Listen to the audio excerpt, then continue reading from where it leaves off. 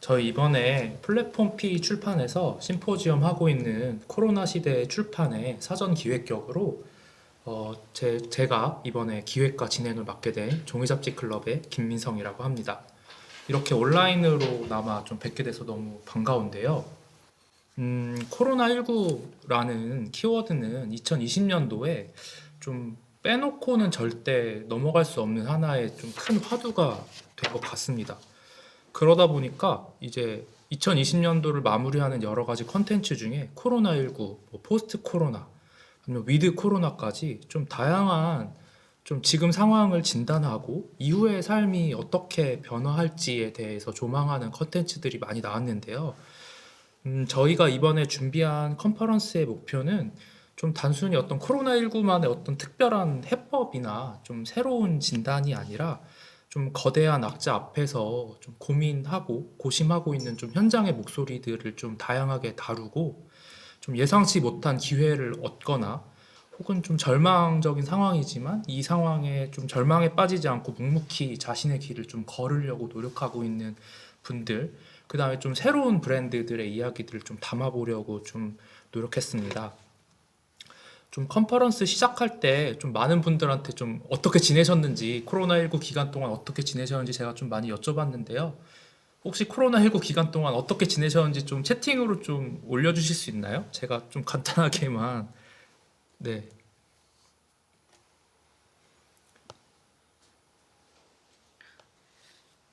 막 엄청 우울하고 힘들다라고 말씀해 주신 분들도 많고, 뭐 사전 질문으로 여러 가지 질문들을 많이 남겨주신 분들도 굉장히 많은데요.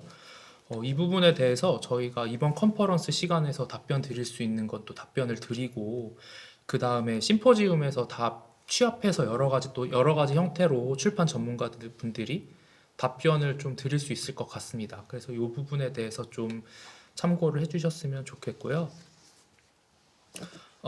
이번에 첫 번째 세션을 바로 진행을 해보려고 합니다. 그래서 첫 번째 세션 주제는 좀 오프라인 사업이 정말로 망했는지에 대해서 좀 주제를 삼아봤고요.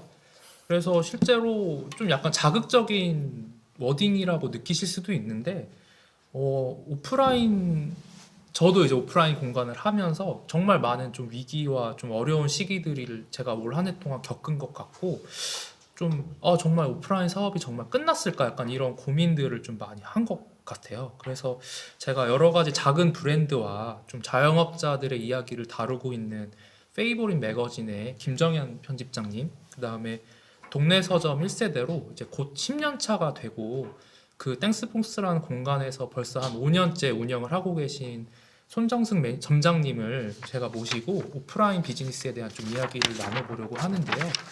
혹시 괜찮으시면 정현님부터 좀 자기소개를 좀 부탁드려도 될까요? 네, 안녕하세요. 페이버릿 매거진의 편집장 김정현이라고 하고요. 우선 페이버릿 매거진에 대해서 간략하게 이제 소개를 드리자면 저희는 좋아하는 일을 의미 있게 하는 사람들의 이야기를 인터뷰 형식으로 담는 비정기 간행물이에요. 현재 6호까지 발행을 했고요. 주로 자영업자나 작은 스몰 브랜드들, 그러니까 소소하게 자기 아이덴티티를 가지면서 이야기와 공간을 소개하고 전달하는 역할을 저희가 맡아오고 있고요. 특히 이번에 6호는 이제 코로나가 한참 진행 중인 시기에 저희가 인터뷰를 진행했고 9월 달에 이제 발행이 됐었는데 마이 브랜드 마이 샵이라는 주제로 자신만의 브랜드와 자신만의 공간을 운영하고 계신 분들의 이야기를 담아와서 이 분들의 사례와 저희가 그전 동안에 이제 만나왔던 분들 사례를 기준으로 아마 말씀드리는 시간을 가질 것 같아요. 네, 괜찮으시면 정승님도 좀 자기소개를 제가 부탁드려도 될까요? 네, 안녕하세요. 저는 홍대 앞 동네 서점의 점장을 맡고 있는 손정승이라고 합니다. 홍대 앞 동네 서점 땡스북스는 동네 서점이자 도서를 선별해서 들여오는 큐레이션 서점으로 많이 알려져 있고요. 저는 이제 그곳에서 음소정 매니저님과 함께 도서 선별 및 책방의 전반적인 실무를 관리하고 있습니다. 네, 그래서 제가 이 두 분들한테 여러 가지 좀 자료들도 좀 부탁을 드렸고 미리 질문을 좀 드리기도 했는데 괜찮으시면 이제 정현님이 네. 좀 이번 지금 코로나19 시대에 좀 약간 흥미로웠던 샵들 혹은 좀 여러 가지 잘 견디고 있는 샵들을 많이 취재해 오신 걸로 알고 있어요. 그래서 좀 특정한 공간을 하나 좀 소개해 주실 수 있는지 제가 좀 여쭤보고 싶네요. 저희가 이제 사전에 질문을 받고 총 6호 동안에 이제 41개 팀을 저희가 만나 왔었더라고요. 그래서 그분들 중에서 지금 오프라인 공간에 대해서 이야기를 나눌 때 어떤 팀을 하면 좋을까 하다가 일단은 찝었던 팀은 이제 저희 3호 여기 보이시는 노란색 표지에 담았었던 메이크 앤 셀렉트라는 주제를 가지고 다뤘었던 3호에 담긴 팀인데요. 이제 지우 빈티지 샵이라는 이제 빈티지 오리지널 빈티지 가구를 이제 수입해서 이제 판매하고 계시는 샵이에요. 근데 이분들 같은 경우는 이제 한 부부가 이제 같이 운영 중에 계시고요. 이제 와이프분은 이제 뉴욕에서 인테리어 디자인을 전공을 하셨고 인테리어 디자이너로 활동을 하시다가 이제 지금의 이제 가구 매입에 사입에 좀 더 아무래도 가구 쪽을 많이 다루고 잘 알다 보니까 그쪽을 조금 더 담당을 하시고 이제 남편분은 영상을 전공을 하셔서 이제 웹사이트 관리나 뭐 촬영 쪽 그런 파트를 주로 이제 담당을 하고 지금 미국에도 매장이 있고 한국에도 이제 매장이 있어서 기존에는 1년에 한국에서는 1년에 4번 정도 일주일 정도 간격으로만 한 번씩 물건을 크게 들여와서 그것을 소개하고 판매하는 공간으로 지내왔다가 아무래도 빈티지 가구가 갑자기 한 몇 년 전부터 급속도로 좀 사실 흐름을 탄 부분이 있어요. 그 부분이 맞아 떨어지면서 최근에는 그 헤이리 예술마을에 사옥을 지으셨어요. 그래서 굉장히 멋지게 지으셔서 기존에는 이게 제한적 오픈을 하셨던 부분이 이제 지금은 상시 오픈을 하고 계시고 그곳에서 이제 가구와 어울리는 다양한 리빙 브랜드, 아트 관련 브랜드와 협업을 하고 팝업도 진행을 하시고 계시고 또한 전시도 같이 진행을 하시고 최근에는 지금 공모전도 지금 자체적으로 지금 막 진행을 하고 계시는 걸로 알고 있어요. 그래서 생각보다 어떤 꽤 오랫동안 하신 분들이 진짜 흐름과 같이 맞물려서 굉장히 오히려 더 붐업이 되고 있는 상황이시더라고요. 그래서 좀 굉장히 흥미로웠어요. 또 어떻게 보면은 코로나19 시대에 이게 집에서 머무는 시간들이 맞아요. 많아지다 보니까 그런 것도 네. 맞아 떨어졌던 것 같고. 약간 그런 타이밍도 어느 정도 네네. 맞아 떨어진 것 같다라는 생각이 좀 들고요. 네. 제가 이제 보내주신 자료에서 좀 흥미로웠던 곳 중에 하나는 네. 그 빅토리아 베이커리라는 네. 그런 빵집이었는데 좀 약간 그 미리 자료에서 보내주셨을 때는 코로나19 시대에 도리어 이제 매출이 늘었다라고 답을 주시기도 했는데 괜찮으시면 빅토리아 베이커리가 어떻게 운영되고 있는지부터 좀 간단하게 좀 소개를 해주실 수 있을까요? 저희 빅토리아 베이커리는 최근에 이제 저희가 나온 6호 이제 마이 브랜드 마이 샵에 이제 들어있는 베이커리고요. 정말로 홈메이드 스타일의 베이커리를 표방하고 계세요. 그래서 이제 지금 대구에서 원래 작게 공간을 운영하시다가 그 이후에 이제 서울숲에 단독주택을 개조해서 그곳에서 이제 공간을 운영을 하고 계시는데 거기도 공간이 그렇게 작지 않은 공간임에도 불구하고 머물러서 먹는 공간이 아니고 오로지 공간은 직원들이 쉬거나 베이킹을 하거나 이런 공간으로만 운영을 하시고 그 앞에 마당만 잠깐 이제 앉을 수 있는 정도로만 운영을 하고 계셔서 테이크아웃 기반으로 사실 진행을 계속 하고 계셨던 분들이에요. 그리고 대구에서 작게 시작하셨을 때도 사실 팬층이 되게 많았어요. 그래서 작은 규모에 항상 되게 잘 팔리었던 부분이 있었고 그게 서울숲에 바로 서울숲 옆에 위치하고 있거든요. 그곳에서 위치했고 그게 또 잘 맞아 떨어져서 계속 진행을 하다가 오히려 코로나가 터지고 사람들이 아무래도 뭔가는 소비를 하고 싶고 공원이라는 곳에 사실 더 편하게 다가갈 수 있는 시점이 됐을 때 그게 좀 맞물려서인지 오히려 매출은 늘으셨다고 하더라고요. 그리고 그 이후에 이제 신세계백화점 식품관 그 고속터미널에 있는 식품점에도 이제 작은 매장을 내기도 하셨고 최근에는 한남동 비커 매장에 이제 약간 팝업 스토어 들어가도 계세요. 그래서 기본적인 마인드는 항상 테이크아웃 가볍게 가져가서 소비하고 그리고 이제 일하는 사람이 조금 더 편하게 하는 거를 추구를 굉장히 하시더라고요. 그래서 그런 부분이 어떻게 보면 지금 시대에 되게 잘 맞아 떨어져서 오히려 더 의도치 않게 좋은 결과를 지금 맺고 있지 않을까. 확실히 보내주신 자료나 이제 말씀해주신 내용 들어보면 확실히 단골 잘 약간 그래도 잘 견디고 있는 팀들은 뭔가 단골 관리도 그렇고 여러 가지 운영이나 이런 거에서 좀 타이밍이 좀 잘 맞은 팀들도 있는 것 같다라는 좀 생각이 들어요. 그래서 혹시 정승님이 좀 자주 다니시는 오프라인 브랜드가 있으신가요? 좀 간단하게 말씀을 해주실 수 있나요? 처음에 이제 민성님께서 이 질문 주셨을 때 처음 딱 들었던 생각은 없어졌는데 이 생각이 드는 거예요. 그러니까 합정에 좋아하는 옷가게가 있었는데 이제 되게 입어볼 수 있게 다 이렇게 해주시고 옆에서 되게 봐주셔가지고 혼자서도 되게 편하게 갈 수 있는 곳이었었는데 뭐 자세하게 더 여쭤보지는 않았지만 일단 코로나 때문에 좀 상황이 좀 많이 안 좋아졌었고 그래서 좀 겸사겸사 이제 홍대점을 접으신 걸로 들었었어요. 그래서 그 질문 들었을 때 실은 아쉬움이 제일 컸었고 그 옷가게가 딱 생각이 났었고 그 다음에는 이제 홍대 앞에 델문도라고 이제 아시는 분들은 많이 아실 텐데 한 10년 넘게 운영한 카페로 알고 있거든요. 근데 거기는 이제 네, 10년 동안 홍대 앞이라는 곳에서 계속 꾸준히 잘 하고 계시다는 것 자체로도 네, 그냥 지금 코로나 시대에 특히나 더 잘 계시고 있다는 것 자체가 좀 마음의 위안이 되는 곳이어서 좋아하고 있습니다. 이게 말씀 주신 것처럼 물론 정현님이 좀 여러 가지 잘 견디고 있는 사례들도 많이 말씀해 주셨지만 정말 수많은 샵들이 되게 많이 사라진 것 같다라는 생각도 조금 들고 반대로 어떤 일정 수준의 연차나 아니면 정말 여러 가지 좋아하는 사람들이 많은 공간일수록 잘 버티고 있다라는 생각을 좀 계속 말씀을 들으면서 제가 계속 듣게 되는 것 같아요.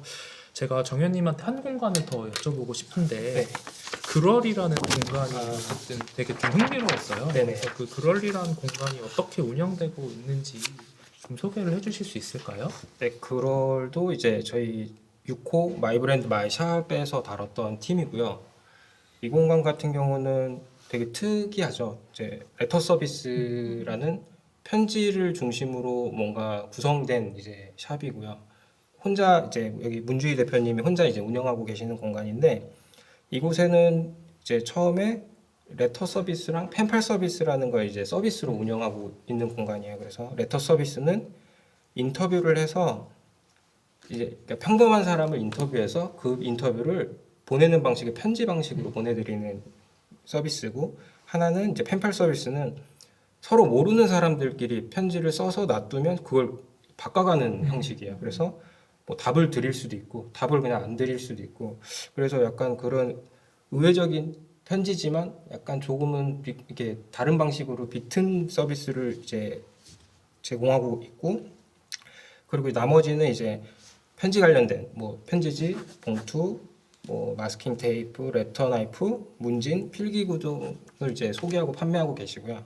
그리고 편지 관련된 책들도 이제 소개하고 판매하고 계세요. 그래서 여기서 이제 어떤 독립 서적을 이제 편지 관련된 책을 판매하다가 오히려 지금 그 책을 더 매입을 하고 싶은데 그 매입할 수 있는 물량이 없다고 얘기를 들어서 그 책이 너무 좋아 출판사를 차려서 오히려 그 책을 제작을 하기까지도 했거든요. 그래서 이 대표님 자체가 그냥 어쨌든 편지로 파생될 수 있는 것들에 대해서 다양한 뭐 어떤 유명인의 편지 글을 소개하기도 하고요.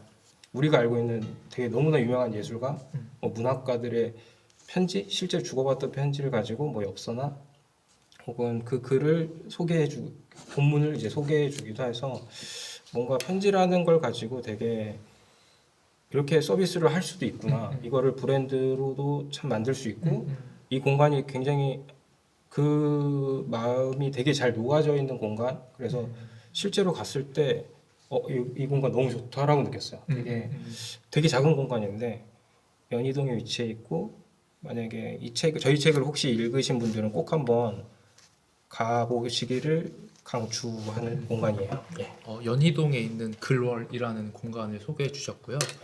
저는 그럴이라는 공간을 들었을 때 어떤 편지라는 서비스를 갖고 파생될 수 있는 여러 가지 비즈니스를 좀 고민하고 계신 브랜드라고 생각이 드는데, 그래서 정승님한테도 좀 여쭤보고 싶은 게, 이제 정승님 같은 경우에는 땡스북스라는 공간 자체가 사실 원래 홍대에 위치를 했었잖아요. 네. 근데 이제 홍대에 위치했을 때는 카페도 운영을 하고 그런 서적 판매도 같이 했던 여러 가지, 어떻게 생각하면 문화복합 공간으로서의 좀 작용을 했고, 지금 이제 합정으로 위치를 옮기고 나서는 책 판매를 아주 위주로, 다른 어떤 수익 다각화라기보다는 책 판매를 굉장히 위주로 하고 계신데, 홍대에서 운영하셨을 때와 합정에서 운영했을 때 장단점이 다 각각 있으실 것 같은데, 그거에 대해서 좀 이야기를 해주실 수 있을까요? 네, 저희가 이제 아시는 분들은 아시겠지만 저희가 한 3년 전에 상상마당 쪽에서 한 7년 정도 영업을 하고 지금은 합정역 5번 출구 근처로 자리를 옮겼어요. 근데 옮기기 전에는 이제 카페도 있었고 2층에 갤러리 공간도 이제 저희가 관리를 하는 구조였었고 지금은 1층 단층 하나만 사용을 하고 있는데요. 이사 전에는 뭐랄까 확실히 그런 복합 공간으로서 편안하고 안락하고 좀 뭐랄까 번듯하게 있어 보이는 이제 그런 것도 있었는데 옮기고 나서는 확실하게 좀 더 서점다워졌다는 소리 말씀을 좀 많이 해주셨어요. 네, 그리고 옮기고 나서 느꼈던 거는 저는 그 전대로 그런 커피 한 잔이랑 책이랑 그런 분위기가 정말 좋잖아요. 저도 그게 좋아서 입사를 했던 거였고 근데 책에 집중하기로 하고 커피를 떼고 나니까 이게 정말 손이 많이 가는 일이었었구나 이런 생각이 많이 드는 거예요. 왜냐면은 저희도 실은 어쩌면 하나는 모험이었거든요. 커피를 떼고 오는 거는. 근데 그때도 실은 커피 매출이 크지는 않았어요. 책이랑 커피랑 한 9대1 정도였으니까 한 번만 책에 다시 집중해서 해보자라고 했었고 그걸 다행히 단골분들이나 다른 땡스북스를 좀 좋아하셨던 분들이 그걸 잘 자연스럽게 받아들여 주신 것 같아서 네, 그 전에 정리하자면 그 전에는 약간 책을 좀 더 편안하게 좀 볼 수 있는 안락한 공간이 좀 장점이었다면 이 다음에는 훨씬 더 서점답게 좀 더 집중하는 느낌? 네. 그리고 직원이 좀 더 편해졌다는 직원 게 복지가. 네, 네. 근데 정현님이 말씀해주신 거에서도 그 네. 빅토리아 베이커리에서도 말씀해주신 게, 어떤 공간을 운영함에 있어서 꼭 무조건 소비자에게만 편의를 준다기보다 직원들이 좀 잘 쉬거나 어떤 작업에 집중할 수 있는 공간을 만드시려고 고민하셨다는 사례를 좀 얘기해 주시는 거를 들었을 때 좀 그런 게 되게 중요한 지점 중에 하나라는 생각도 좀 들고요.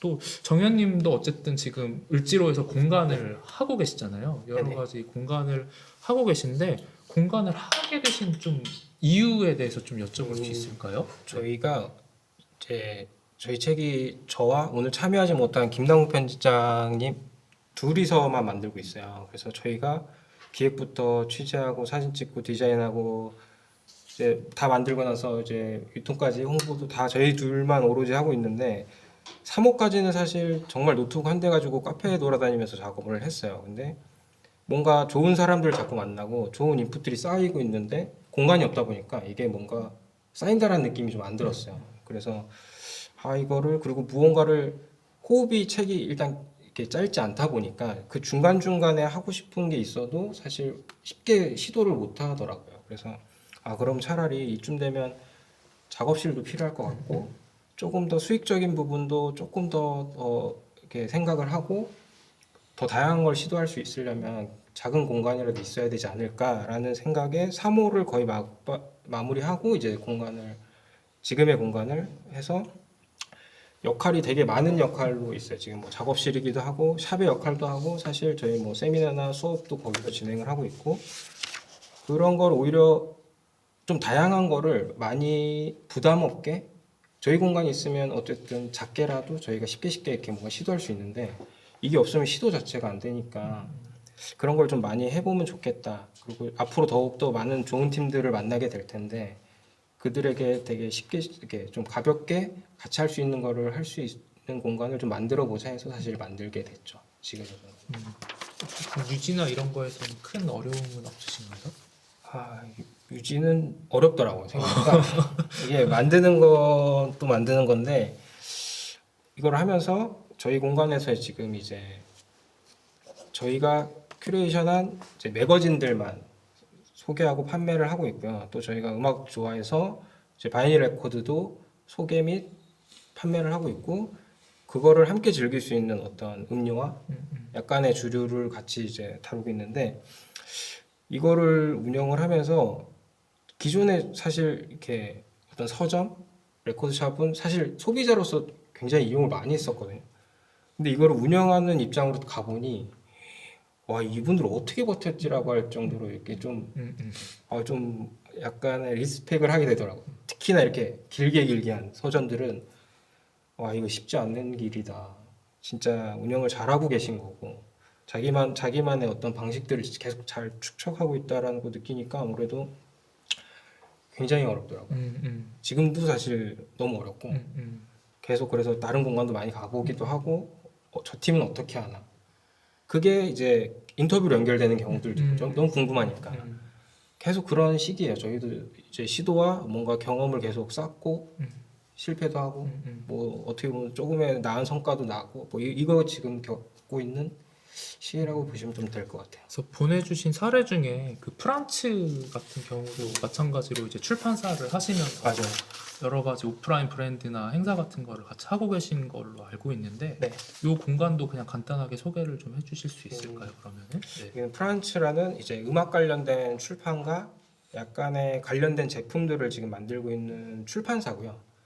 이제 이것도 이제 저희 6호 마이 브랜드 마이 샵이라는 그 주제 안에 다뤘던 팀이에요. 그래서 저희가 이 주제를 처음에 정하고 이제 팀들을 고를 때 출판사는 무조건 고르고 싶었어요. 저희가 브랜드라고 우리가 느낄 수 있는 출판사를 꼭 넣었으면 좋겠다라고 했을 때 뭔가 저희가 조금은 그래도 뭔가 영감을 받을 수 있는 팀이 어딘가 있을까 하다가 기존부터 좀 봐오던 팀이었는데 뭔가 음악을 관련된 전문 어떻게 보면 이런 출판을 하시던 분은 아니지만 편집자의 역할을 하셨던 분이 자기가 이제 좋아하는 혹은 잘 아는 음악을 관련된 출판을 하고 뭔가 아이덴티티가 굉장히 좀 강하게 느껴졌어요. 그게 좀 되게 좋다라고 느꼈고 이곳에서 이제 출판사 외에 이제 아파트먼트 프란츠라는 이제 오프라인 공간을 운영하고 계시는데 이 공간은 정말로 이 김동현 대표님의 집이에요. 그래서 사실 샵의 개념은 아니고 지금까지 오프라인 공간들은 뭔가 이렇게 손님들이 다가갈 수 있는 공간이었다면 여기는 제한적으로 출판사 프란츠가 경험해주지 못하는 경험을 좀 오프라인에서 경험하게 해주는 또 다른 경험치를 좀 확실히 줄 수 있는 공간이어서 실제로 인터뷰를 갔을 때 너무 좋았어요. 뭔가 집이 좋기도 했고 뭔가 그 공간에서 클래식을 듣는다라는 경험을 일반 사람은 쉽게 이렇게 막 흔하게 할 수 있는 공간은 아니어서 이게 출판에서 주지 못했던 어떤 경험치를 공간에서 완전히 좀 커버를 해주는 부분이 있어서 맞아 이래야지 사실 오프라인 공간을 갖는 의미가 있지라고 저희도 좀 느꼈던 그래서 굉장히 좀 좋았어요. 한편으로는 프란츠라는 공간에서 하는 오프라인 공간이 수익 공간이 아니다 보니까 좀 더 많은 수익을 바라보고 하시진 않지 않을까 싶어요. 왜냐면 어쨌든 규모가 뭐 엄청 크게 막 올 수 있는 규모가 아니고 작은 소규모 모임들은 사실 수익적으로 엄청 큰 수익을 내기는 아직은 사실 어렵거든요. 근데 오히려 뭐 이 출판 혹은 이 프란츠라는 곳에서 어떤 제품이 나오든 그게 책이든 굿즈든 어떤 행사를 열든 이제 점점점 팬층 이 경험치를 가지신 분들의 팬층은 더욱 더 커질 거라고 생각을 해요. 그러면 이제 그 다음 뭔가 스텝을 나갔을 때 훨씬 더 많은 도움을 주고 그러니까 프란츠가 있으니까 이렇지라는 게 이제 성립이 되면 그때부터는 어마무시해질 것 같아요. 오히려 브랜드라는 그 쪽에서 바라보면. 제가 정현님한테 여러 가지 사례를 부탁드릴 때 좀 서점에 대한 이야기는 좀 빼달라고 일단 처음에 부탁을 드렸어요. 그 이유 중에 하나가 어쨌든 동네 서점에서 굉장히 많은 내공을 쌓고 계신 손정승 점장님 이야기를 실제로 좀 들어보면 어떨까라는 생각을 해서 그 사례를 제가 좀 따로 빼달라고 말씀을 드렸는데요. 괜찮으시면 이제 정현님이 아. 좀 약간 페이보릿 취재하는 느낌으로 정승님한테 좀 여러 가지 좀 질문을 해주실 수 있을까요? 네, 일단은 저도 예전부터 홍대 꽤 오래 전부터 지낼 때 이제 자주 갔던 서점이었는데 이제 내년이면 벌써 10년 차시잖아요. 근데 특히나 올해 같은 경우는 너무나 큰 사실 변화가 모든 팀들이 있었을 텐데 그냥 올해에 대한 근황을 한번 좀 얘기를 해주셨으면 좋겠어요. 일단은 저희 그래도 땡스북스가 그래도 희망적인 사례라고 해서 제가 여기에 이제 섭외가 된 걸로 알고 있는데요. 실은 저희도 크게 다를 건 없었어요. 네, 매출이 많이 줄었고요. 행사를 그래도 한 1, 2주에 한 번씩은 꼭 하는 편이었었는데 이제 한참 심했을 때 여름부터 가을까지는 이제 전면 중단을 했었고 또 이제 오랜 시간 홍대 앞에서 열리고 있는 서울 와우북 페스티벌이라던가 뭐 국제도서전 그리고 기타 다른 뭐 책 관련된 행사들이 전부 온라인으로 전환되는 과정을 이제 저희는 좀 옆에서 지켜봤었고 그리고 다행히 감사한 게 이제 저희가 큐레이션 서점이다 보니까 외부에서 그런 라이브러리 조성이라던가 도서 납품 문의를 많이 해주세요. 근데 진짜 다행히 올해도 몇 건이 좀 들어와가지고 저희도 이제 감사하게 생각하면서 소처럼 일했습니다. 네. 했는데 이 질문 받고 주시고 나서 받고 생각을 해봤을 때 계속 고민해 왔던 것들이 수면에 오른 느낌이었어요. 올해는. 그러니까 실은 저희는 이제 온라인 판매를 아예 안 하고 있는 오프라인에만 집중하고 있는 서점인데 예전부터 온라인 판매 안 하냐 이런 질문을 많이들 해주셨죠. 근데 그런 질문들을 아 그러게요 정말 여력이 안 되기도 했었고 근데 이제 올해는 그게 정말로 이제 위로 올라와가지고 아 우리도 이제 좀 뭔가를 시도해 볼까 이런 좀 이야기를 내부에서 특히 많이 나눴던 해였던 것 같습니다. 이거는 제가 잠깐 하나 질문을 좀 드리고 싶은 게 네, 어쨌든 온라인 판매는 현재 네, 뭐 출판사에서도 할 수 있고 대형 서점에서도 할 수 있고 동네 서점에서도 할 수 있잖아요. 네. 그러다 보니까 그럼 만약에 땡스북스가 온라인 스토어를 한다면 네. 사람들이 땡스북스에 가지 않고 온라인 스토어에서 구매할 이유가 뭔지가 좀 궁금하고요. 네. 그 혹시 괜찮으시면 채팅으로도 뭔가 이제 페이보릿이나 아니면 뭐 땡스북스한테 궁금한 점이 있으시면 그런 질문들도 좀 주시면 제가 바로바로 현장에서 체크해서 드릴 수 있도록 할게요. 네, 제가 일단 드린 질문은 이겁니다. 네. 네, 실은 저희는 이제 그 민성님께서 질문해주신 부분 때문에 그래도 책을 읽는 공간의 그런 편안함, 그런 소중함 같은 거를 저희는 좀 중요하게 생각했기 때문에 지금까지도 온라인을 안 열었던 것도 분명하게 있고 저희가 실은 온라인 구매를 연다면은 서울이 아닌 다른 지역에 계신 분들이 좀 땡스북스를 좀 편하게 즐기셨으면 좋겠다라는 그 생각으로 좀 열려는 생각도 있었었고 지금은 이제 또 거기다가 정말로 이제 언택트가 포함이 되는 고민을 좀 해야겠죠. 근데 네, 사실 저희도 아직은 구체화시킨 단계는 아니어가지고 답은 이 정도까지만 드릴 수 있을 것 같아요. 네. 그리고 그 다음 질문은 이제 저희가 꽤 길게 운영을 하면서 이제 창작자들의 변화도 아마 이렇게 뭔가 지켜보셨을 것 같고 소비자들의 변화도 사실 있으셨을 것 같아요. 네. 그거가 혹시 있었다면 어떤 식으로 좀 변화됐는지 각각의 네. 시선을 좀 전달해 주시면 좋을 것 같아요. 그러니까 10년 동안 해온 서점으로서의 이제 그런 창작자의 변화나 소비자의 변화를 이제 느낀 게 있냐고 질문을 네. 주셨었잖아요. 그래서 10년이라는 시간을 보니까 진짜 되게 긴 시간이더라고요. 그리고 저는 여기서 어쨌거나 거기 한 절반 정도의 시간을 있었기 때문에 저희가 이렇다라고 말씀드리는 게 답은 아니지만 그래도 나름 되돌아봤는데요. 창작자 부분에서는 확실히 독립 출판이랑 기성 출판의 경계가 정말 흐려졌어요. 네, 정말 흐려졌다 보니까 예전에는 딱 독립 출판물이랑 기성 출판물 같이 두면은 각자의 매력이 딱 있으니까 뭐랄까 구분? 그러니까 확실히 느낄 수 있었잖아요. 그런데 이제는 정말 그 선이 흐려졌다 보니까 입고 문의를 받을 때 저희가 고민하는 시간이 늘었어요. 네, 그러니까 저희가 근처에 독립 서점, 개성 있는 독립 서점이 많다 보니까 한 7년 전부터 독립 출판을 아예 안 받고 있거든요. 기성 출판 중에서 책을 선별해서 오는 거지.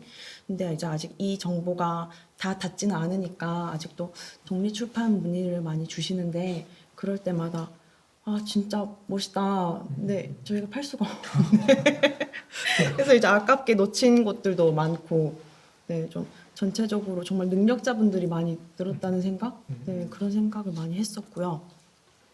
소비자 측의 변화라고 한다면은 확실히 동네 서점에 대한 관심사가 정말 많이 늘었죠. 네, 한 체감하기로는 한 14년, 15년 그쯤부터 정말 그 개수 자체가 폭발적으로 늘었었고 이제 아예 동네 서점 투어라는 게 이제는 이상한 말이 아니잖아요. 네, 그런 식으로 많이 늘었고 또 이제 어떤 정보를 큐레이션 한다는 행위의 가치를 인지해 주시는 분들이 확실히 늘었어요. 네. 그러니까 저희가 이제 납품 같은 것도 할 수 있지 않았나 하는 생각도 들고, 그러니까 납품이라는 거는 정말 어떤 외부 공간에 맞는 도서를 골라달라라고 요청이 들어오는 거거든요. 근데 그건 저희는 이제 정가 납품했다가 큐레이션비도 또 따로 받을 때도 있어요. 보통 다 따로 받는데 이거는 정말 이 큐레이션이라는 행위를 그 가치를 인정하지 않으신다면은 그 돈을 내지 않으실 거잖아요. 근데 그걸 기꺼이 지불하고 땡스북스가 골라준 책이니까 믿겠습니다라고 해주시는 분들이 늘어서 그건 되게 감사하게 생각하고 있습니다. 한 번 더 제가 침투를 한다면 네.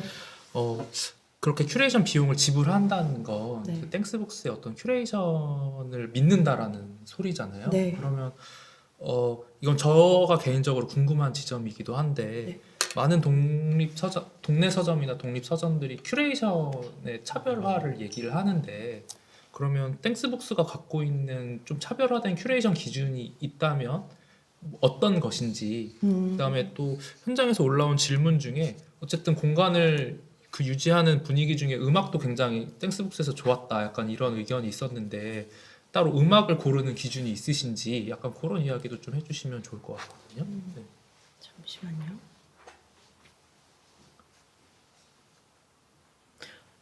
이제 그 민성님께서 질문해주신 거에 이제 조금만 더 보태자면은 이제 이걸 따로 공부했냐라는 질문을 정말 많이 받았었어요.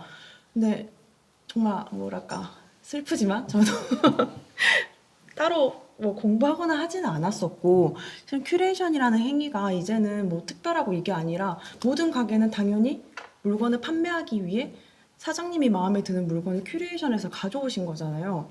근데 그렇게 본다고 하면은 모든 가게가 큐레이션 한 가게라는 말을 언젠가 들은 적이 있었는데 그거에 대해 좀 깊이 공감을 하는 편이고 저희만의 차별화된 큐레이션 기준이라고 한다면 저는 기본적으로 이제 책을 들여올 때 겉이랑 속이 얼마나 같은지 그걸 항상 좀 중요하게 생각했던 것 같아요. 그러니까 땡스북스에 오시는 분들이 아 여기엔 예쁜 책이 정말 많아요라고 이제 해주시는데 무조건 겉만 예쁘고 속이 아 알맹이가 좀 별로 없었네 이런 책들은 이제 좀 지양하려고 하고 있고 또 겉이랑 속이랑 너무 다른 이야기를 한다거나 네네 책 내용 너무 좋은데 표정 조금 달랐다거나 하는 거는 조금 그런 책도 좀 지양하려고 하고 있고 기본적으로 이제 또 뭐랄까 운이 좀 좋았던 거는 저희가 읽고 싶다고 느낀 책을 여기 오시는 분들도 좀 많이 반응을 해주신 것 같아요. 그렇기도 하고 아무래도 홍대 앞이다 보니까 이제 그런 니즈, 창작자분들의 니즈, 디자인 관련 서적이라던가 좀 다른 데는 이제 어떻게 일을 하는지 인터뷰집이라던가 이런 것들을 조금 더 유심히 보고 있고 네, 그렇게 책을 보통 들여오는 편이고요. 음악 같은 경우에는 예전에는 특히 이사하기 전에는 정말로 재즈 위주로 많이 틀었었어요. 근데 이제 음악이든 책이든 조금 일하는 사람이 누구냐에 따라서 살짝 달라지거든요. 그래서 이제 제가 일을 하고 나서부터는 재즈 플러스 제가 아는 노래가 많지 않으니까 그 전에 일했던 분들의 취향 같은 것도 제가 빨리 좀 흡수를 해서 독서에 방해가 되지 않는 선의 노래라던가 그런 것들을 좀 주로 골랐었고 이제 리플레이 뮤직이라고 해가지고 이제 음반을 수입해 오시는 이제 회사가 있는데 그쪽에서 이제 음반을 1차로 한번 큐레이션 해가지고 저희한테 음반을 넣어주세요. 그러면 저희도 이제 그 안에서 듣고 이거는 서점에서 틀어도 누가 들어도 방해가 되지 않고 참 좋다고 느낄 것 같다라는 이제 음반을 주로 틀고 있습니다. 네. 그렇군요. 저희가 사실 종이 잡지 클럽 같은 경우는 저희가 많은 분들이 큐레이션 기준을 물어보실 때 큐레이션 기준 없다고 말씀드리거든요.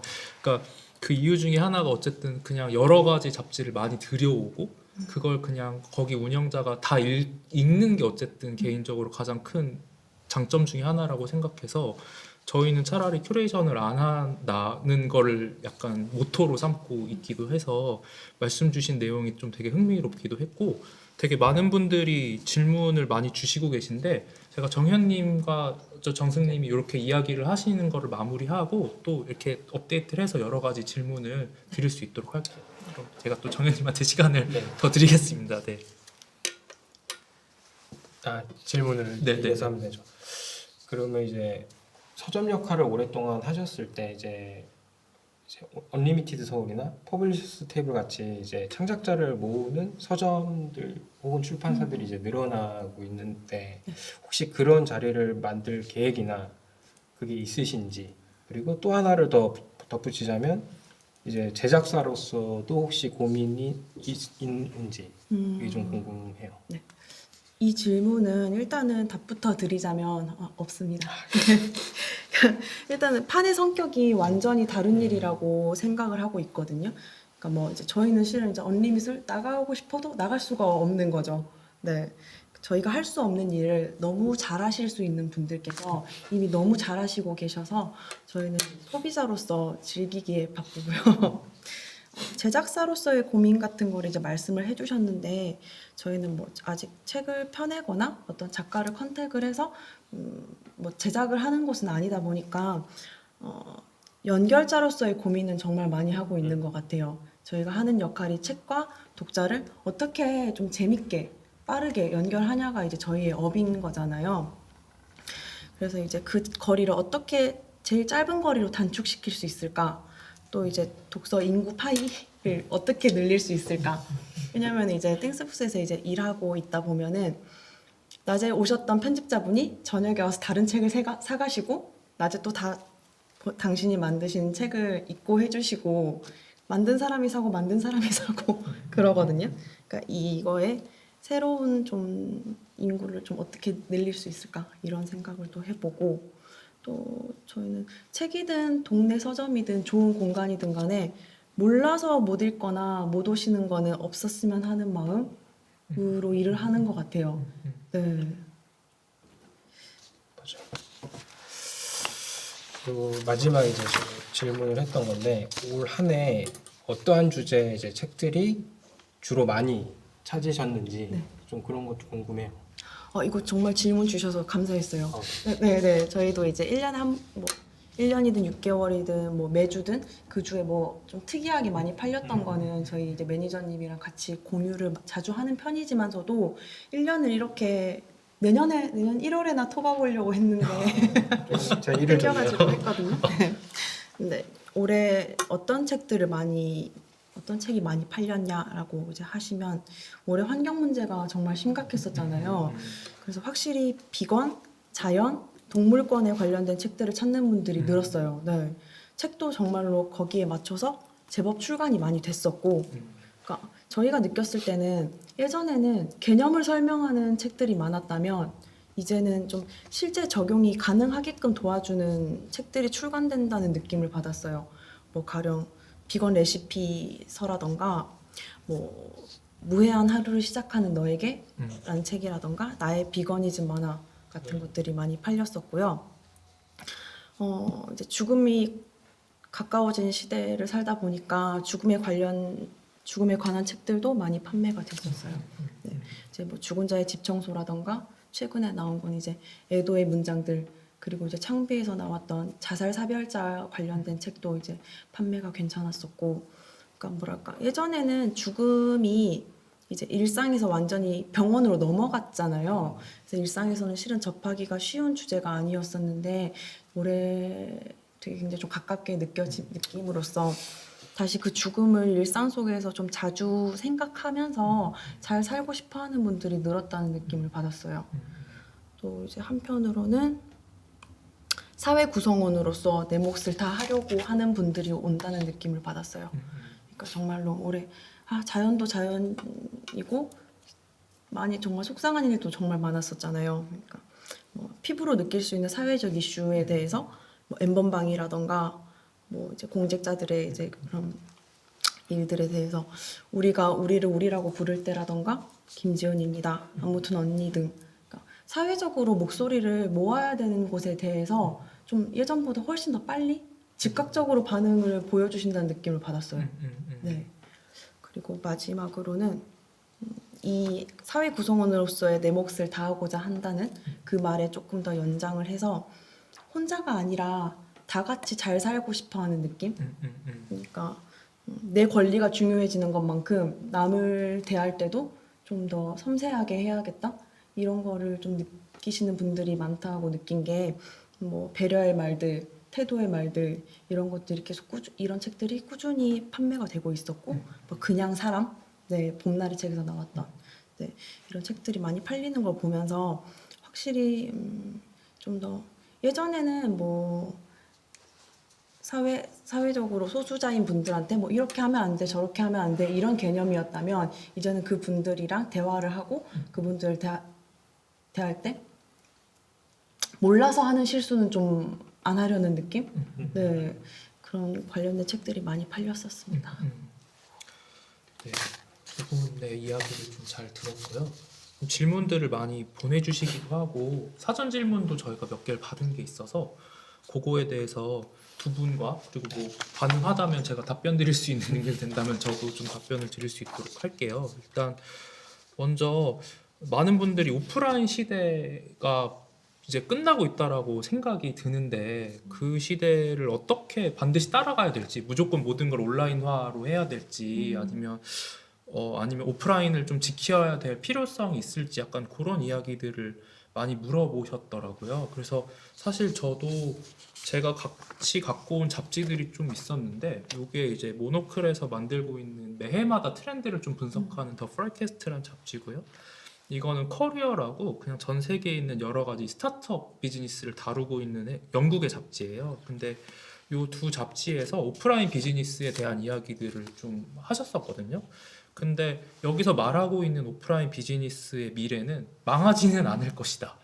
에 대한 거에 굉장히 많은 초점이 쓰여져 있더라고요. 대신에 좀 더 많은 기획, 좀 더 많은 고민이 필요할 것 같다라는 이야기들을 이 두 잡지들이 좀 약간 공통적으로 하고 있었고 그러다 보니까 여러 가지 어떻게 해야 팬을 만들 것인가 그 다음에 오프라인이 있지만 그러니까 오프라인을 만들어 놓고 온라인화를 시키는 것에 대한 고민을 하라 약간 이런 식의 이야기를 많이 하지만 아무런 오프라인 공간이 이제 망했으니까 모든 걸 어플화 혹은 온라인 스토어화 하는 거는 좀 위험할 수 있다라는 식의 의견을 여기서는 좀 주고 있더라고요. 그래서 좀 약간 참고가 되실 것 같아서 잡지를 제가 골라봤고요.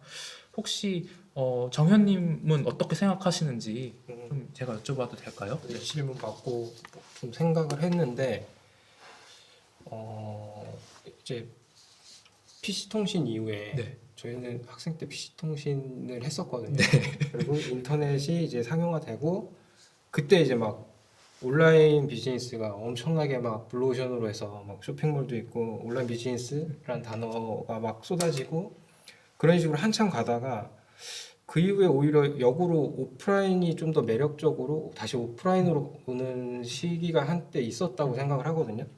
그러고 있다가 지금 이제 이렇게 코로나를 맞고 나서 앞으로는 저는 온라인과 오프라인을 어떻게 믹스시키냐가 사실 관건이지 않을까 싶긴 해요. 그러니까 오프라인이 없어질 것 같은 생각은 아닌데 아까 되게 비슷하게 얘기를 해주셨는데 고민을 안 했던 부분들이 이제 막 그러니까 고민을 미뤄왔던 부분들이 좀 튀어나온 느낌. 그래서 아마 생각은 하고 있었지만 그냥 지금 이렇게 해도 크게 뭐 문제가 없으니까 혹은 뭐 지금 이게 뭐 최선이지 않을까 정도의 생각으로 이제 오프라인을 지속했던 공간들이 아마 하나둘씩 타격을 받는 공간들이 많을 거고 이제는 오프라인, 온라인을 어떻게 정말로 잘 가져갈지 진짜로 많은 기획과 이게 단순히 뭐 이거 그냥 쇼핑몰 하나 연다고 해결되는 문제는 아닌 것 같고 이 두 개를 어떻게 잘 믹스시키고 여기서 어떻게 내 거를 녹일지에 대한 고민을 해서 이제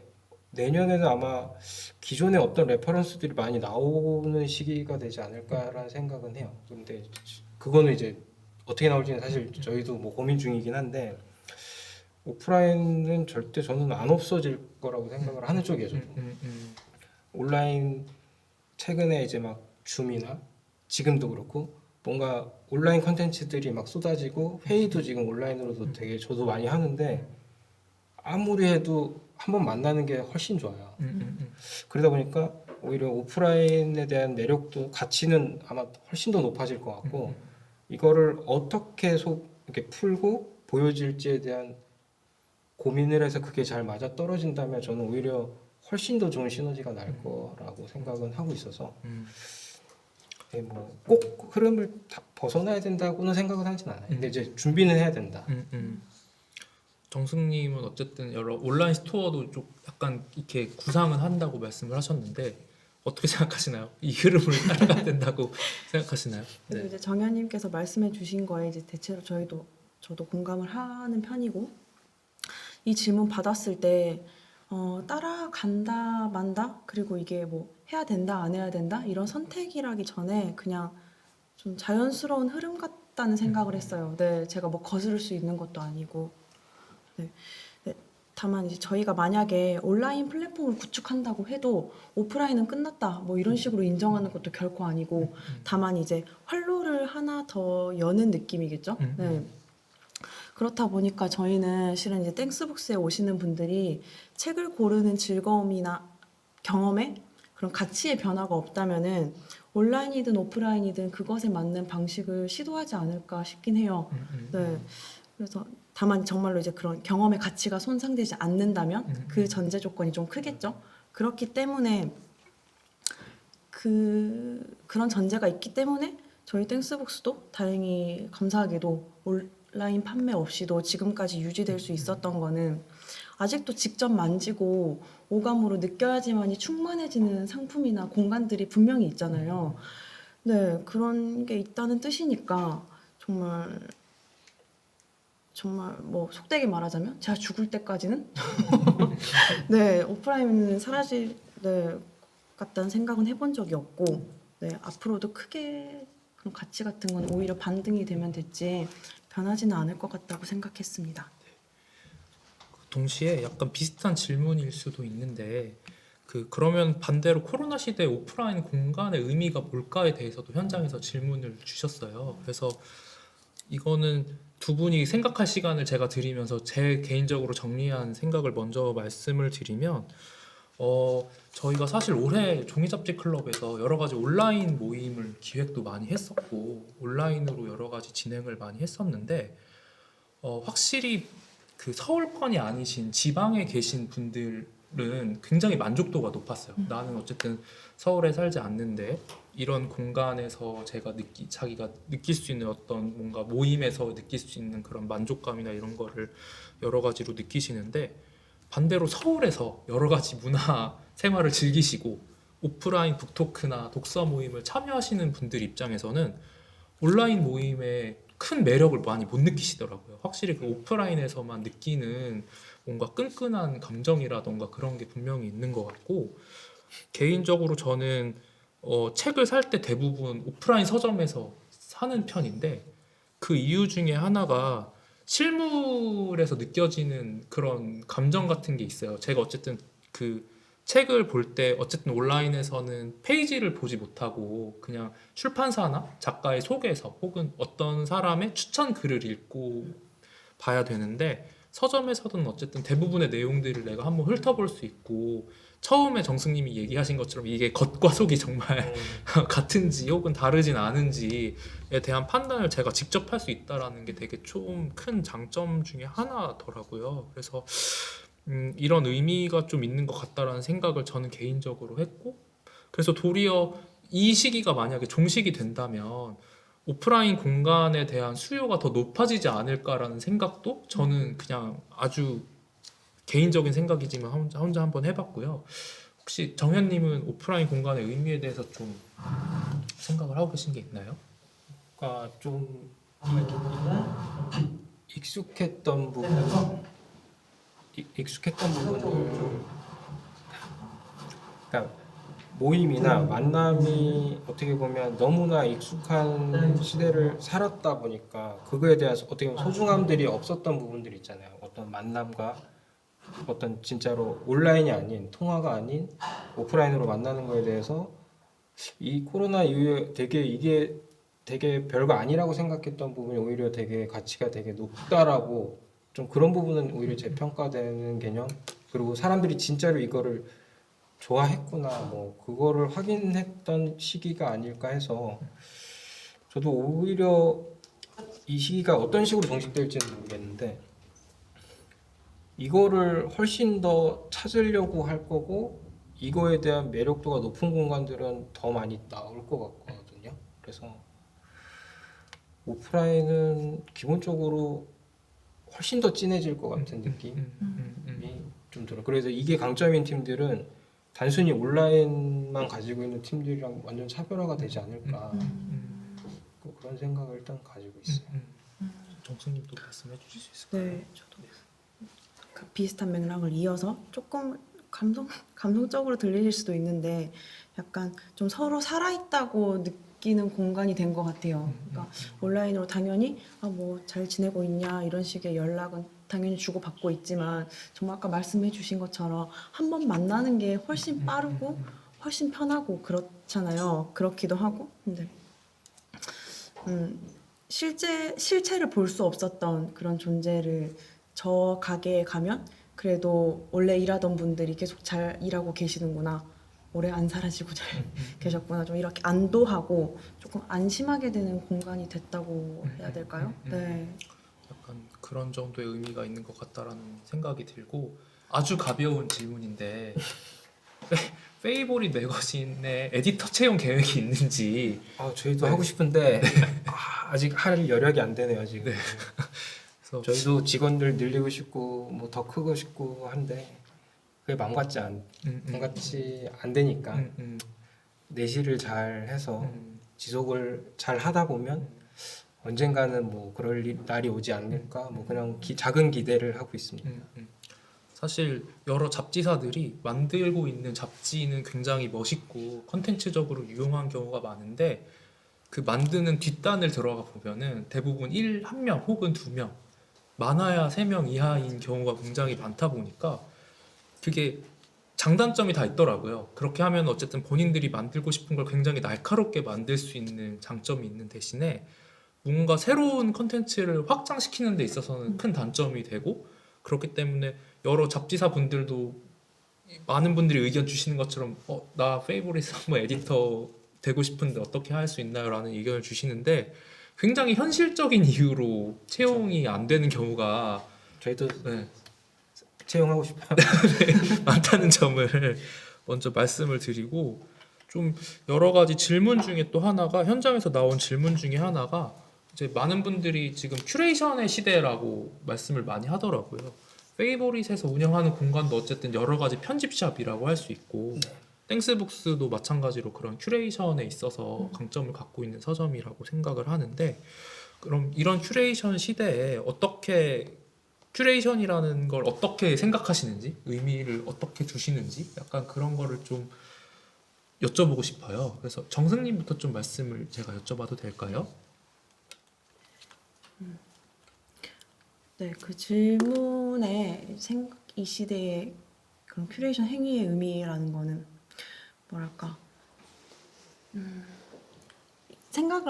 예전에 생각을 했었던 질문이거든요. 정말 많은, 바쁘잖아요. 현대 사회가 얼마나 바쁘겠어요. 근데 그 내가 드릴 시간을 단축해가지고 정말 쏟아지는 정보 속에서 그런 양질의 정보를 좀 더 빠르고 조금 더 양질의 정보를 전달하는 그런 행위가 아닐까라는 생각을 했어요. 그래서 말씀하신 것처럼 좀 사람들이 너무 정보가 많이 쏟아지기도 하고, 네, 네.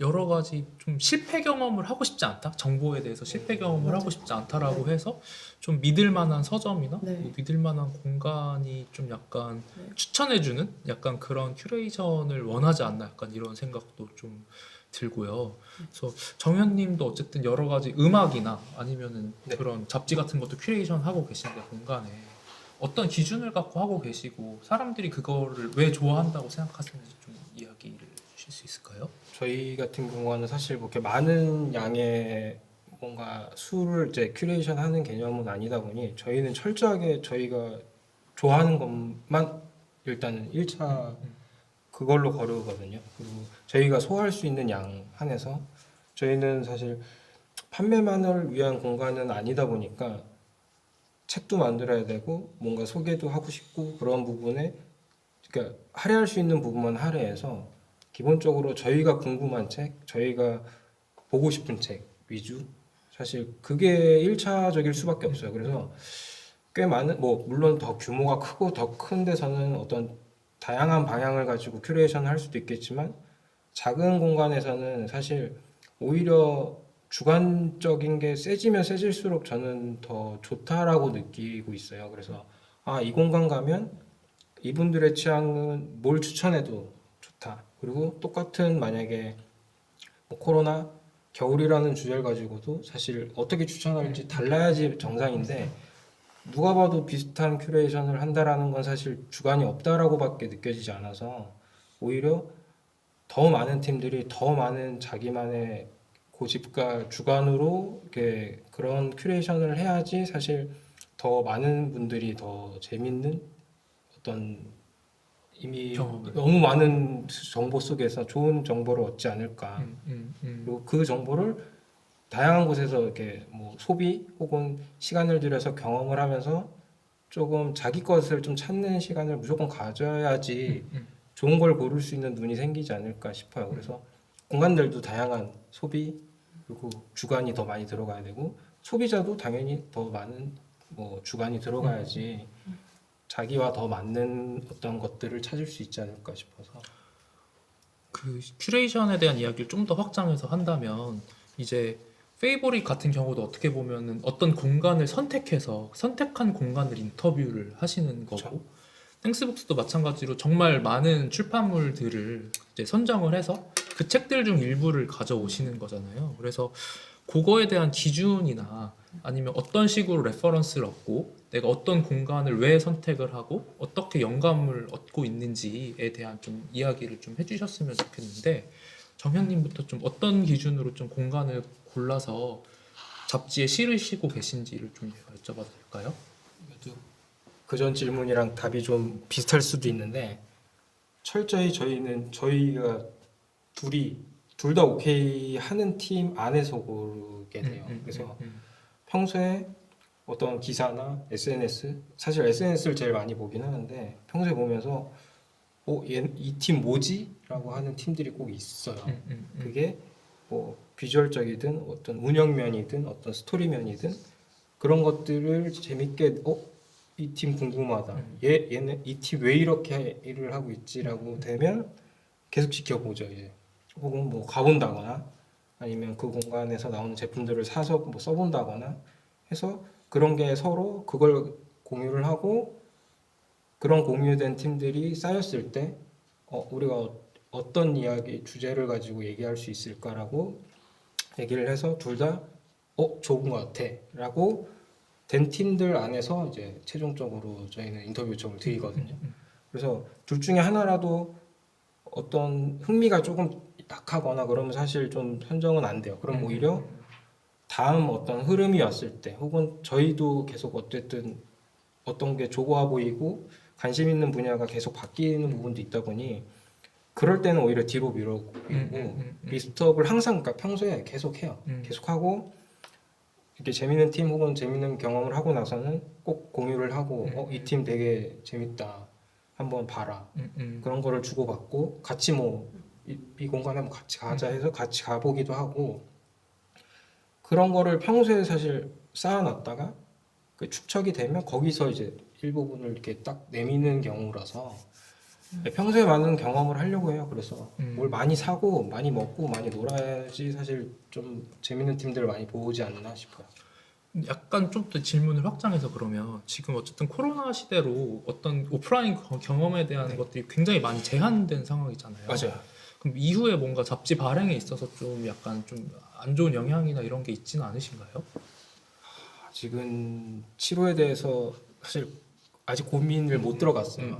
조금 초반에 고민만 하다 지금 못 들어가고 오히려 저희가 초창기 코로나 터질 때쯤 이제 진행했던 걸 가지고 그러니까 행사를 진행했었던 부분이 있는데 그거를 사실 그냥 행사하고 끝의 개념이었는데 그때 나눴던 대화들이 사실 너무 좋아서 그때 이제 로컬 매거진 편집장님들이랑 이제 대화하는 자리를 가졌었는데 오히려 지나간 거에 대해서 좋았던 대화를 단행본으로 내보자 해서 사실 그런 쪽으로 작업을 하고 있거든요. 그래서 예, 무조건 예전에는 어떻게 보면 습관적으로 만들려고 했던 부분을 조금은 이제 좀 정리하는 시간을 좀 가지려고도 해요. 왜냐면 어느 새로운 공간을 이제 막 경험하기가 되게 부담스러운 시기고 지금 시기에 인터뷰 요청 드리는 것도 되게 실례일 수도 있고 해서 차라리 지금 할 수 있는 게 뭔지에 대해서 어쨌든 저희가 책은 이제 만 3년을 거의 다 채워가고 있고 공간도 이제 만 2년을 채웠거든요. 그래서 오히려 다음 스텝에 대해서 좀 고민을 해요. 근데 그게 꼭 책을 바로 만들어야 되겠다는 건 아니고 우리가 지금 뭘 잘해왔고 뭘 좀 못했고 그래서 이제 이후에 오프라인에 대해서 오늘 얘기와 그러니까 했던 것처럼 온라인화를 시킨다면 어떻게 해야 될 거고 뭐 오프라인은 어떤 형식으로 가져야 될 거고 뭐 이런 거에 대해서 사실 정리하는 시간을 지금 갖고 있어서 뭐 바뀔 수도 있지만 아마 매거진의 성격은 크게는 안 바뀌지만 주제 정도가 뭔가 적용이 될 수는 있겠죠. 그래서 지금 앞에 있는 거를 일단은 정리하고 만들고 있는 시기입니다. 근데 그런 고민을 네. 정현님만 하시는 게 아니라 맞아, 모든 팀이 할 거예요. 모든 팀, 그 다음에 전 세계에 있는 많은 잡지 팀들이 다 하고 있더라고요. 그래서 실제로 현재 나오는 잡지들을 보면 해외에서 나오는 잡지들 기준으로 많이 보면은 기존에 취재했던 잡지 정보를 갖고 재편집한 호들을 굉장히 많이 내기도 하더라고요. 그래서 그게 좀 많이 잡지를 만들고 있는 사람들의 지금 공통적인 고민이 아닌가 약간 이런 생각도 좀 들었고요. 정승님도 어쨌든 여러 신간이 많이 나오고 있을 때 그 신간을 고르는 기준이나 내가 어디서 이 사람이 추천해주는 책 혹은 뭐 이곳에서 만드는 책은 내가 꼭 봐야겠다 약간 이렇게 생각하시는 부분이 있을 텐데 좀 가볍게 소개해 주실 수 있을까요? 저희가 이제 정말 책을 선별해서 들여온다고 해도 그 양 자체가 또 많잖아요. 그래서 신간 소식을 안내를 드릴 때 생각하는 기준은 지금 당장 필요한 책인가? 라는 그 생각을 좀 많이 하는 것 같아요. 뭐 정말로 올해 여름에 장마가 정말 심했을 때는 그때 마침 이제 자연 기후 위기 관련된 책들이 많이 나왔기 때문에 그런 책을 한 번 더 소개를 한다던가 또 좋은 책들이 많이 나오고 있는데 그 중에서도 제가 몰랐던 세계를 알려주는가? 좀 그런 책일 때 궁금하다 하는 책들을 좀 소개를 하려고 하고요. 그리고 이제 아무래도 이제 SNS에 주로 소개를 하다 보니까 분야가 겹치지 않도록 조금 노력을 하고 있기는 해요. 뭐 디자인 한번 소개했으면 그 다음은 에세이를 좀 소개하고 그 다음은 소설을 소개하고 가령 다른 서점 SNS에서 한껏 좀 많이 올라온다 하는 책들은 조금 뒤로 빼놨다가 나중에 좀 소개를 한다거나 그런 타이밍도 조금 생각을 하는 편이고요. 큐레이션 참고 레퍼런스를 또 질문을 주셨는데 저 개인적으로는 책이 아닌 거에서 좀 더 많이 찾으려고 하는 것 같아요.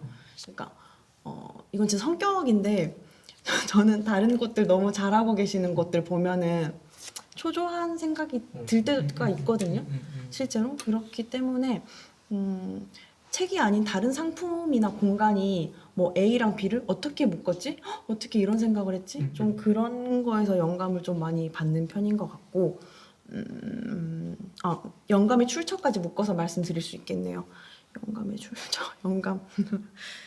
이 일과 관련 없는 친구들과 이야기하면서 생각할 때가 많아요. 네.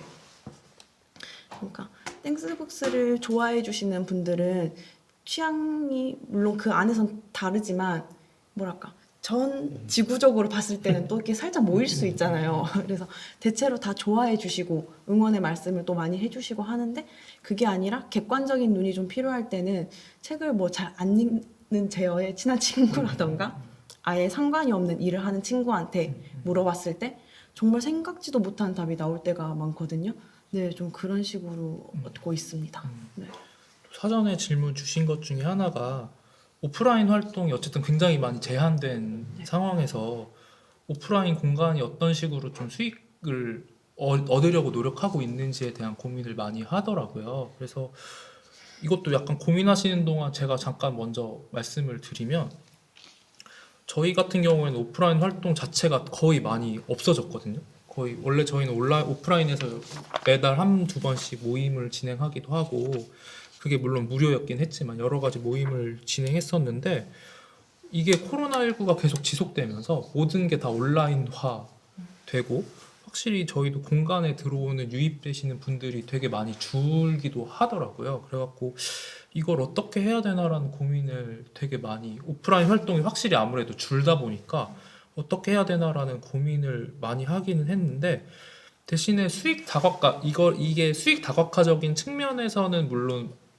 안 좋은 일이지만 정말 잡지를 읽으러 오시는 분 혹은 잡지를 사러 오는 사람은 되게 많이 또 늘었어요. 한편으로 보면 그냥 오늘 나 그냥 새로운 공간 한번 가봐야지라고 생각하고 오시는 분들은 전체적으로 줄었는데 단골분들의 방문이나 그런 나는 오늘 꼭 이 공간에 가야겠어라고 되게 목적성이 확실하신 분들의 방문은 도리어 늘었거든요. 그래서 도리어 이런 여러 가지 오프라인 활동을 하는 게 그러니까 기존의 어떤 활동과 별개의 뭐 모임 아니면 뭐 북토크 뭐 그런 여러 가지 활동을 하는 게 도리어 일반 단골이나 찐 팬들의 어떤 방문을 막는 어떤 허들이 되기도 한다라는 생각을 저는 이제 코로나 시대를 겪으면서 했었는데 그런 고민을 저는 하고 있고 뭐 현장에서도 계속 질문을 주시면 저희가 또 답을 또 드릴 테니까 현장에서 또 질문을 주시면 저희가 바로바로 답을 드리겠습니다. 아무래도 정승님 같은 경우가 공간을 좀 오랫동안 유지를 하셨으니까 오프라인 활동이 지금처럼 좀 이렇게 제한된 적은 없었잖아요. 그렇죠. 네. 그리고 땡스북스가 아예 뭐 그런 토크 행사나 이런 걸 안 한 또 서점은 아니니까 여러 가지 행사를 좀 하셨었으니까 올해처럼 좀 그런 걸 기획하거나 하시기에 좀 어려움이 있으셨을 것 같은데 좀 어떠셨어요? 확실히 뭔가 네, 어려움이 있었죠. 근데 이제 저희 같은 경우에는 행사를 실은 이사 와서는 아예 한 1년 정도는 아예 하지 않았었어요. 그러니까 그거는 이제 저희가 바 테이블이 서점 안에 크게 있는데 그거를 분리시킬 생각을 못 했어가지고 이제 그걸 분리를 하니까 공간이 제법 많이 남아가지고 좀 아늑하게 한 20명, 30명 정도까지는 들어올 수 있겠다 해서 이제 행사를 했고 행사를 몇 번 꾸준히 하다 보니까 땡스북스 행사 하는구나 해서 이제 연락을 많이 주셨었거든요. 근데 그렇기 때문에 저희는 책 판매가 일단 기반이고 행사는 보너스 같은 수입이었지 행사가 주가 되는 곳은 아니었어서 지금 그게 막 타격이 엄청 너무 위험하게 오고 그러지는 않았었어요. 근데 저희도 이제 행사를 20명, 10명 취소 이렇게 하면서 작은 곳은 되게 행사를 알차게 꾸려가시는 곳들이 되게 많잖아요. 그런 곳들이 갑자기 좀 진짜 걱정이 되더라고요. 잘 하고 계시려나? 저희도 뻔하게 아는데. 네. 그렇게 해가지고 좀 뭐랄까 저에게 지금 당장의 뭐 어떤 해결책이나 저희가 특별하게 뭐 이렇게 행사를 많이 했어서 이렇게 타개했다 이거는 아니어서 이 정도였었는데 좀 마음적으로 좀 그런 생각을 많이 했었고 또 이제 온라인 줌이라던가 이런 걸로 좀 동시에 하는 방식도 있지 않을까라는 생각까지는 했던 것 같아요. 네. 그 정현님 공간도 어쨌든 여러 뭐 음악 공연이나 맞아요. 아니면 뭐 최근에 그 잡지 만들기 그런 네. 교육이나 이런 거를 공간에서 하셨는데 네, 지금 코로나 시기로 어쨌든 그런 게 좀 어려우실 텐데 맞아요. 그런 오프라인 활동에 대한 것들을 어떤 식으로 좀 해결하고 계세요? 저희는 좀 온라인화를 좀 못 시켰던 부분이 있었거든요. 하고 싶다라는 생각은 했지만 항상 보면 뭐 바쁘다는 이제 핑계로 뭐 사이트 부분도 그렇고 온라인으로 소통을 좀 많이 잘 하지 못했던 부분이 좀 많았는데 오히려 이걸 이제 코로나 생각보다 금방 끝날 거라고 생각했다가 점점 길어지면서 이대로 가면 그러니까 하던 대로 하면 안 되겠다라는 생각에 지금 사이트도 만들고 있고 뭔가 뭐 많진 않지만 어쨌든 SNS 뭐 인스타그램이나 줌이나 이런 거를 통해서 뭔가 계속 좀 소통을 해보려고 이제 고민도 하고 있고, 뭐 유튜브를 조금 더 영상 콘텐츠로 뭔가를 조금 더 풀어보는 걸로도 좀 고민을 하고 있고요. 그러니까 오히려 생각했던 부분이지만 좀 미뤄왔던 건데, 그거를 오프라인 자체가 어쨌든 지금 당장은 좀 스톱에 가까운 그 상황이다 보니 오히려 그런 쪽을 지금은 더 매진해서 좀 해보자라고 좀 가고 있어요. 그래서 이 상황이 낮으면 어떤 식으로 밸런스를 맞출지는 좀 가봐야 되겠지만, 지금은 분명히 오프라인에서는 조금 아쉬운 부분들이 어쩔 수 없이 있고, 그거를 이제 온라인에서 어떻게 풀지에 대한 고민, 단순히 이거를 그대로 온라인으로 가져가면 될지, 혹은 온라인의 또 다른 매력을 어떻게 줄 수 있을까에 대한 고민들, 뭐 그런 것들을 하면서 지내고 있어요. 저는 오프라인이랑 온라인을 두 개를 다 하면서 확실히 온라인과 오프라인은 굉장히 다르다라는 생각을 좀 많이 하고 있고, 이 코로나19라는 시기가 물론 되게 많이 고통스러운 시기고 많은 오프라인 자영업자들에게 지옥 같은 시간이 되고 있지만, 정현님과 정승님이 말씀하신 것처럼 그동안 미뤄왔던 혹은 그냥 생각만 하고 있었던 것들을 좀 더 구체화시키는 기간이 되고 있는 것 같다라는 생각도 좀 들었어요. 그러니까 근데 이게 뻔한 형태로 되면 안 될 것 같다라는 생각을 제가 또 두 분 말씀을 들으면서 생각이 들었고, 또 동시에 이게 뭐 소개해 주신 빅토리아 베이커리든 아니면 뭐 글로리든 아니면 땡스북스든 어쨌든 연차가 길거나 아니면 단골들 관리가 정말 잘 됐거나 어떤 형태로든 타이밍이 되게 잘 맞아서 지금 잘 견디고 계신 분들인데, 그 타이밍을 맞추지 못해서 혹은 어떤 인력 관리나 고정비 관리가 잘 되지 않아서 힘든 시기를 겪고 계신 분들도 굉장히 많을 거란 생각이 들었고, 결국 어떻게 해서든지 조금 버티면서 이렇게 고민을 많이 하시는 게 좀 더 본인이 이 시기를 잘 겪어낼 수 있는 상황이 아닐까라는 생각을 좀 개인적으로는 해봤고요. 제가 정승님이 말씀하신 것 중에 되게 공감했던 것 중에 하나가 그 되게 마음이 안 좋았다라고 말씀을 몇 번 여러 브랜드들이 이렇게 닫거나 아니면은 갑자기 오프라인을 되게 단단하게 하고 계신 분들이 갑자기 이 코로나 시대로 인해서 모임이나 이런 게 다 취소되고 이런 걸 실제로 보면서 마음이 아팠다라고 말씀하시는 게 저도 되게 큰 공감이 됐는데, 오프라인을 운영하면서 가장 크게 느꼈던 건 매출 감소나 이런 것도 되게 큰 피해지만 정신적인 피해가 되게 크더라고요. 이게 계속 확진자가 늘어나고 어쨌든 오프라인 공간을 운영하는 사람 입장에서는 많은 분들에게 와주세요라고 말씀을 드려야 되는데, 이게 이런 시기에 많이 와주세요라고 뭔가 말씀을 드리기에도 되게 애매하고, 그렇다고 오지 마세요라고 말하기에는 또 너무 지금의 상황이 너무 열악하다 보니까 그런 어떤 정신적인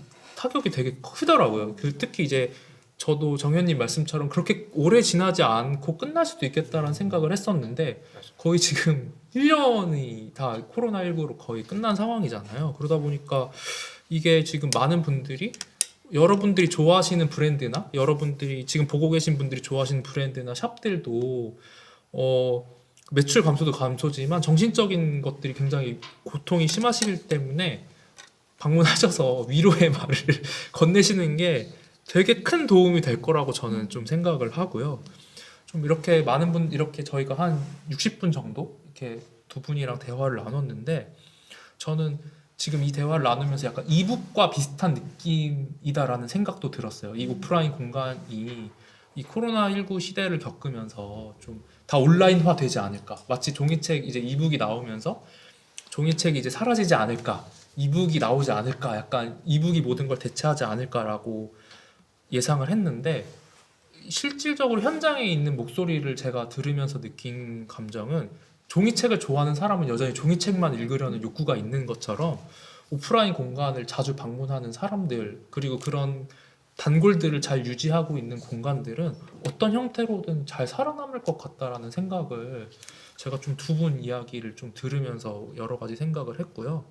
그래서 아주 가벼운 질문으로 마무리를 좀 하고 싶은데, 어쨌든 지금 한 해 동안 많은 분들이 외출도 많이 못 하시고 집 안에서 재택근무를 하시거나 아니면 좀 집안에 많은 외출 못 하셨는데 이런 때일수록 뭔가 영화나 책이나 음악을 되게 많이 보셨을 것 같아요. 그래서 두 분에게 뭔가 이 올 한 해 동안 좀 즐겁게 보셨던 책이나 뭐 아니면 음악이나 뭐 영화가 있다면 간단하게 좀 소개를 제가 부탁드리면 아마 여기 참여하시는 분들이 아마 찾아보시지 않을까 약간 이런 생각이 좀 들어서 혹시 정현님부터 좀 말씀을 좀 제가 부탁드려도 될까요?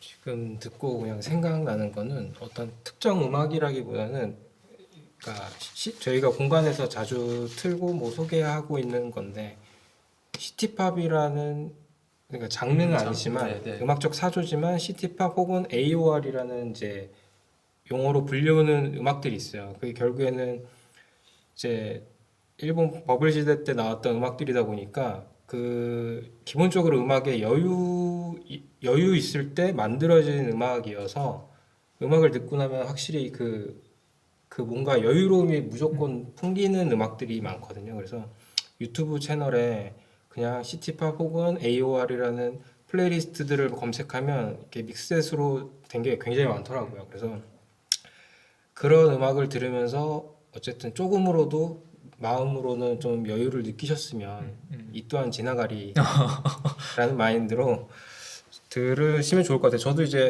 그러니까 특히 집에서 틀어놓게 되게 기분 좋게 있게 되게 좋은 음악들이 많거든요. 그래서 그런 음악들을 들으면서 음악을 틀어놓고 본인이 좋아하는 책이나 무언가를 뭐 음식을 만들든 그런 행위를 하면 조금이라도 지금 안에서 집에서 즐길 수 있는 최적의 뭔가 상황이지 않을까 그렇게 생각이 듭니다. 네.